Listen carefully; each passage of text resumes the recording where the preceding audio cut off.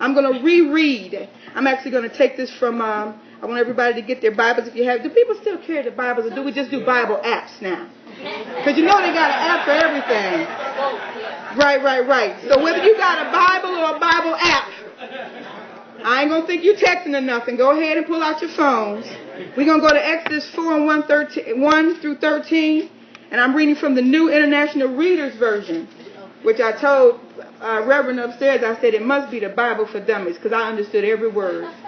It got to be. Moses answered, "What if the elders of Israel won't believe me?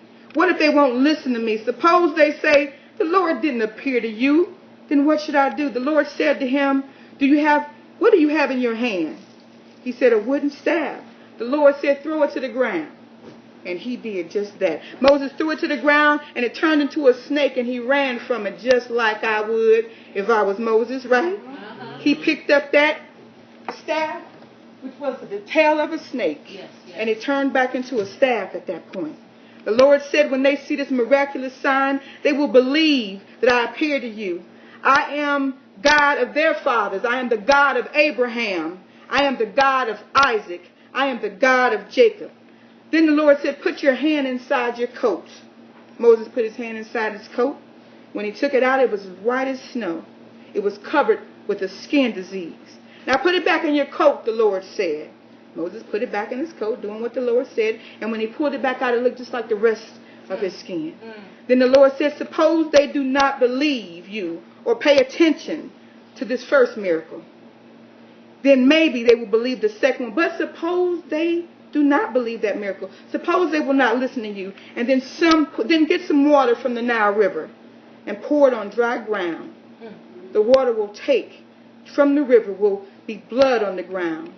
Moses spoke to the Lord and said, "Lord," I can relate. I'm not a good speaker. I haven't gotten any better since you spoke to me. I don't believe that I speak very well. The Lord said, "Who makes a man able to talk? Who makes him unable to hear or to speak? Who makes him able to see? Who makes him blind? It is I, the Lord. Now go. I will help you speak. I will teach you what to say." But Moses said, like we all say, "Lord, please send someone else to do it."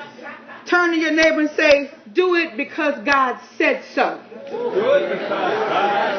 Turn to your other neighbor so they don't get jealous up here in the church and say, "Do it because God said so."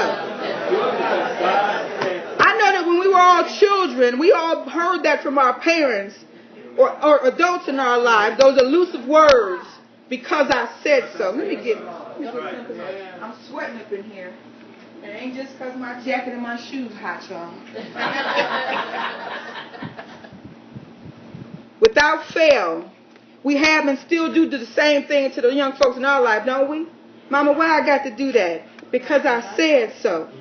Right. Now, way before our parents started using that, God already had that in place.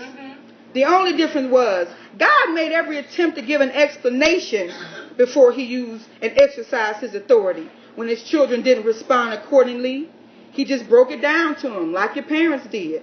"Do it because I said so." So God tasked Moses just like he gives many of us tasks. Amen?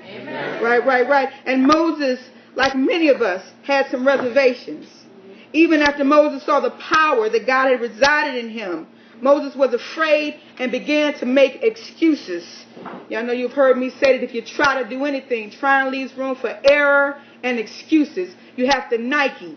Just do it. Right. Am I talking to anybody? Oh, yes. After using that excuse that he was feared and he believed he had imperfect speech. Am I talking to anyone today? Moses even attempted to hand off the responsibility that God gave to him to somebody else. Pleading with God. Y'all know how we do it. "God, please send someone else. My people."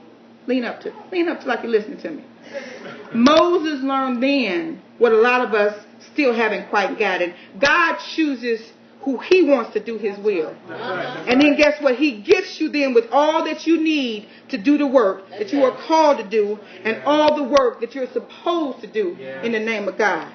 Right. I know some of us struggle with that, with the gifts and talents, because that's what they are, people.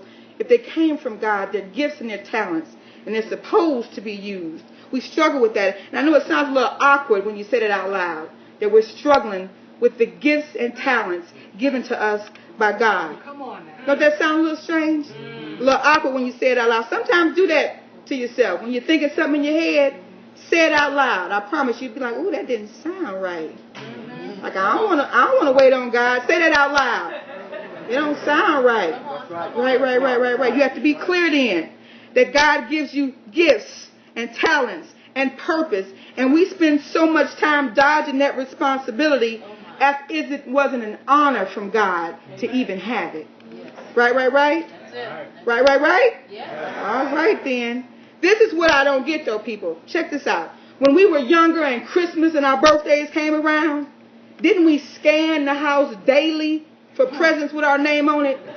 We would look, I know for myself, me and my sister systematically unwrap and rewrap every gift under the tree to find out what that gift was and how we was going to use it, right? So for some of us, the gift didn't appear on until that day, but we knew it was ours. So we ran to it, we ripped it open, and we saw immediately what it was, and we immediately began to use it, right? Yes. That's just not youthful behavior. You know, some of us as adults, grown folks as I would call them, still receive gifts and presents. Sometimes we get them from other people, and sometimes we give them to ourselves. Isn't that right, Pam? My sister is the queen of giving to herself. Right.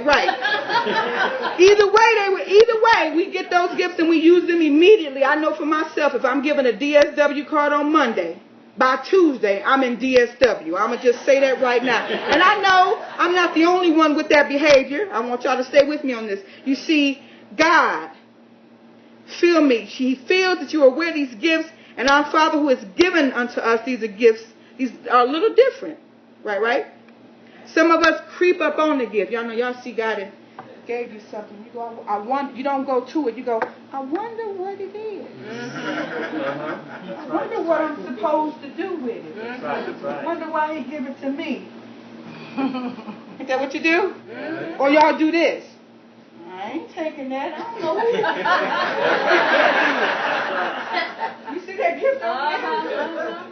The funny part is that it got your name on it. It says to Sandra from God. Come on. It says to Pam from God. It says to Ed from God. But we look at that gift. We look at those talents. We look at that. Or, worse yet, we ignore it.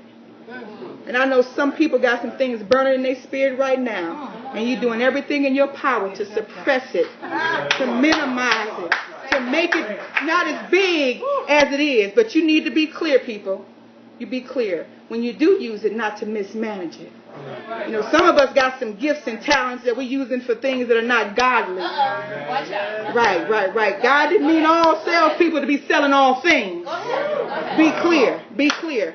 We cautiously approach these gifts, and then we turn into 4-year-olds with the why. Why, my people? Because God said so.